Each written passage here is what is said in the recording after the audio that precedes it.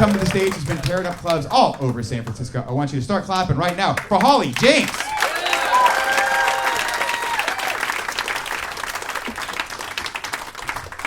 San Francisco, how are we doing tonight? Okay, good. Drinking on a Tuesday night. It's awesome. Comedy club. All of this is like exactly what my parents had in mind when they decided to homeschool me. Making them proud. I was a homeschooler. I was a religious homeschooler. You guys know there's two kinds of homeschoolers, right? There's the religious kind, and then there's the hippies. The hippies, they're like not super concerned with their education. They just kind of send their kids in the backyard, and that's science class. But I was a religious homeschooler, me and my sisters, and we took our education really seriously. We had textbooks, the Old and the New Testament. And you know, the hippie homeschoolers, they like grow up to be really, really successful, talented artists. And we grew up to be really talented wives. I call that the stay-at-home student to stay-at-home mom pipeline. It works out pretty well. It's just like a bummer because I don't have any old high school friends to sell my essential oils to. Anyone is in the market for some lavender, I'll be around all night. I've noticed something about homeschool families though. They tend to have a lot of kids. They tend to give them all matching names. Do you guys know these families? Like the Duggars, you know, they had 19 kids, all J names. J for jail. You know, I knew this family like this. They had 8 kids. They gave them all P names, which is wild. It was like Peter, Parker, Paul, on and on. 8 kids, all P names, and they never used pull out. Just really goes underused in that community. I told my friend that joke the other day, and he was like, you know, you could also say the pill or plan B. And I was like, oh my God, I hadn't even thought about that. That's probably why I have 3 kids. I do. I have 3 kids. It's too many kids. Sometimes I wish I only had 2 kids, but like, not necessarily the first 2.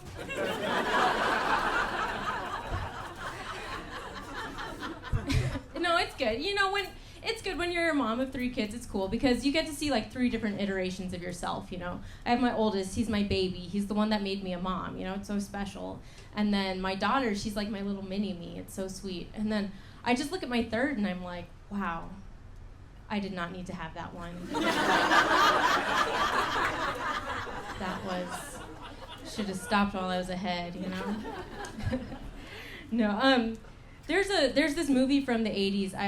I can't think of what it's called, but it has Meryl Streep in it, and it's like the Nazis are forcing her to choose between her kids, which one she's going to keep and which one she's going to kill. Sophie's Choice, thank you, Sophie's Choice. That's such an upsetting movie, especially as a mom. And like, can you imagine if she had had 3 kids? Way shorter film. She would have had that answer locked and loaded.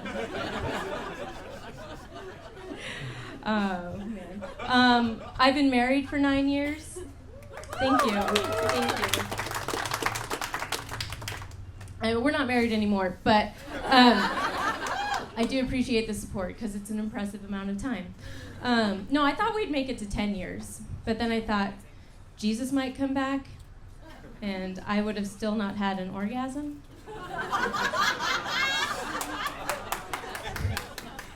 It's been 2,000 years, you guys. Just felt like he was gonna come before I do. That's so Jesus. You know? So Jesus. No, we got a divorce. A lot of people in my family were really broken up about it, and I was sad too, because now I have to have a job. I know, it's not for me, you know? There's like a reason why my parents paid for braces and not college. I don't like it. No, we split up, mainly due to irreconcilable differences.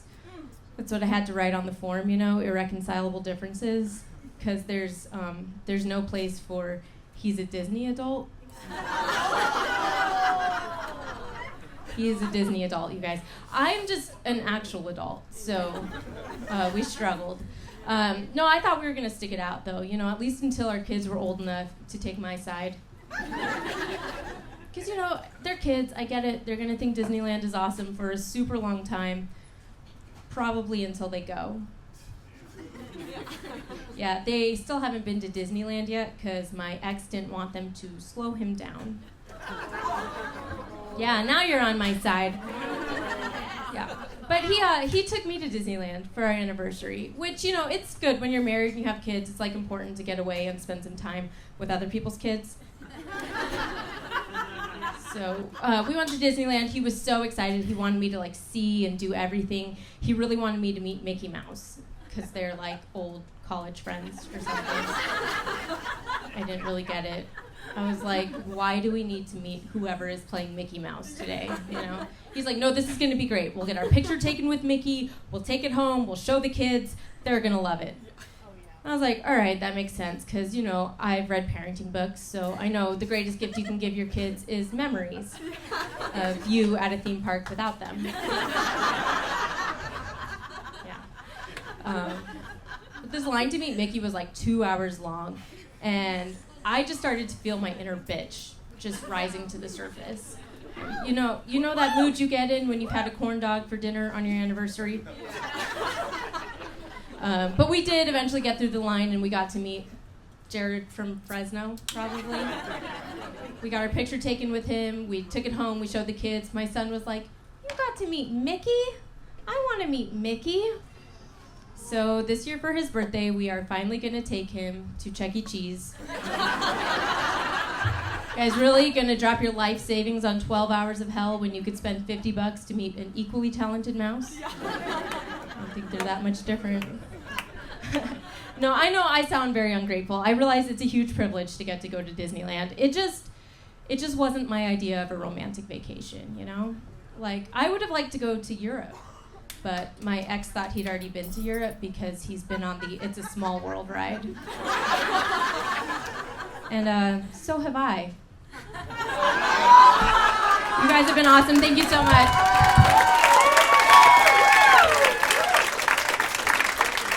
Give it up for Holly one more time, guys. Let her hear it.